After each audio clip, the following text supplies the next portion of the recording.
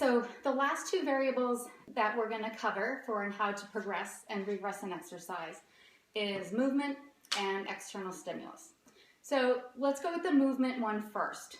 Okay, you can change the movement pattern in a couple different ways to either make the exercise harder or easier, progress it or regress it. So let's say I'm going to take a stationary lunge on the Bosu. I'm going to set myself up and I can do an exercise of a lunge. When I do a smaller range of motion, down and up, okay, with less movement, the exercise becomes easier. The more range of motion I give it, the harder it becomes. I've progressed it. Okay. Now, along with that range of motion, as I'm going through the exercise, I may decide that I want to add some other locomotor movement to it. I've now made this more difficult. I've got more whole movement going on, so my core has to maintain more balance. I've got more coordination going on. Okay. So another thing that we can do with that movement pattern is taking the base exercise. So if I stick with the stationary lunge and I add an upper body exercise. So if I take my lovely weighted balls, get into my stationary lunge position, I can vary the range of motion, making it smaller or larger, but I then add the second exercise. I've added upper body, add it into as a core exercise, but I've added that second exercise into my base movement.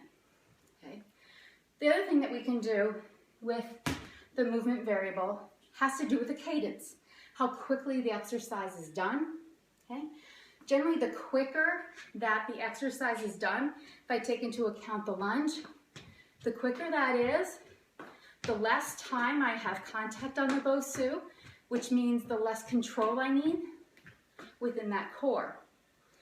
Versus if I slow it down, I've got to maintain all that tightness, all that contraction, front, side, and back of the spine and the pelvis in order to maintain my balance. So with the movement, again, you have range of motion. Smaller range of motion will make it a little bit easier. Larger range of motion, a little bit harder. I can add a locomotor aspect onto that, or I can add a full other exercise, either upper body or core, in with the lower body, or I can change the cadence. The last variable that we're going to look at for making changes to these exercises is an external stimulus. So an external stimulus is any type of force or weight, so to speak, exerted on us while we're doing the drill or while we're doing the exercise. Okay? So for instance, I could do a V-sit, okay? Maybe I'm taking away 2 of those contact points, okay? And I'm holding on to that V-sit, okay?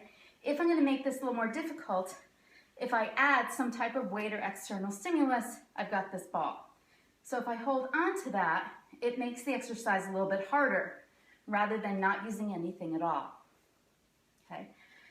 Then instead of just holding that ball, what I can do is toss it side to side, toss it up and down, but have some movement pattern within that.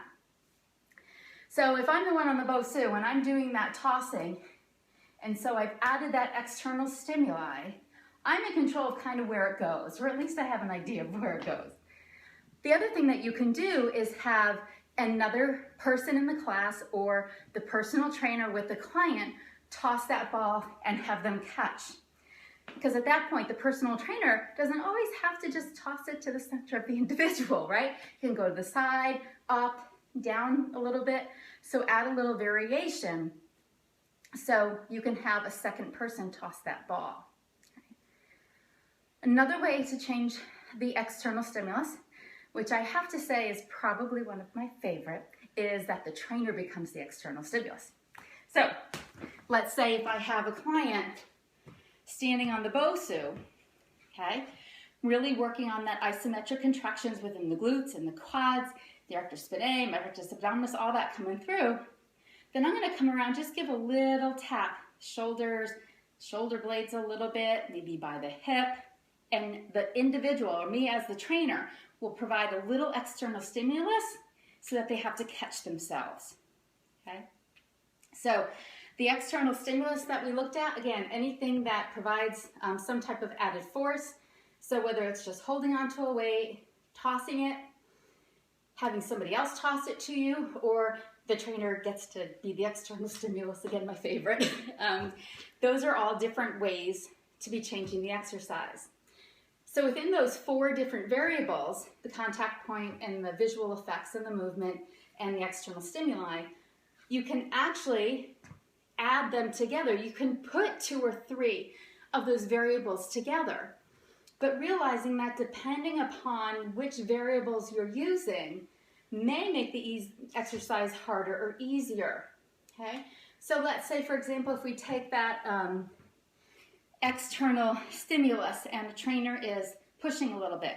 If I add a body bar to hold on to, I've added a contact point for the individual, and so it's going to be easier for them to maintain their balance with that added contact point. However, if I decide to use the external stimulus and the visual effects by having the client on top of the Bosu close their eyes, and then they get just little touches here and there, that's going to make the exercise more difficult because we've taken away that variable, we've taken away the visual effect in order to help that vestibular system. So those are the 4 different variables. Thank you very much for your time.